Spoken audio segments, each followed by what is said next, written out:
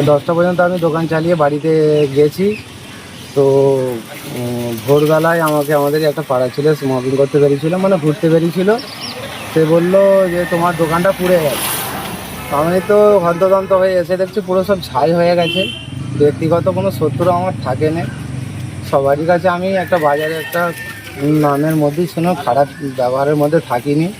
তো এবারে কী করে হয়েছে, কার ইন্ধনে হয়েছে, কে করেছে, আমার কখন হয়েছে কখন হয়েছে বলতে ওইটা যতটা সম্ভব রাত্রি 1টার পর থেকে ধরানো হয়েছে, পেট্রোল দিয়ে ওইটাকে আগুন লাগানো হয়েছে। তো ওইটা 4টে পর্যন্ত, মানে 4টেতে পুরো যেরকম 5 হয় 5-এর মতো একবারে ইয়ে হয়ে গেছে, নিষ্পত্তি কিচ্ছু নেই, সব কিছুই শেষ।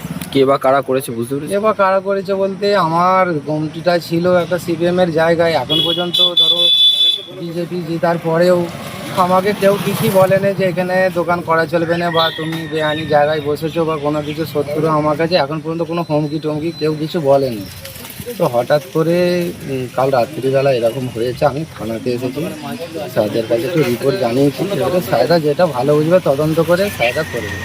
থানায় অভিযোগ একটা করেছে? গরিব মানুষের একটা ক্ষতি হলো এইটাই। তো কেউ যদি অন্য কোনোভাবে করতো, আমাকে যদি ব্যক্তিগত বলতো যে তোর এরকম একটা সমস্যা হবে কি তুমি উঠে চলে যাও, তো আমি গম্ভীরটা নিয়ে অন্য জায়গায় করে খাবার আমি সুযোগটা পেতাম।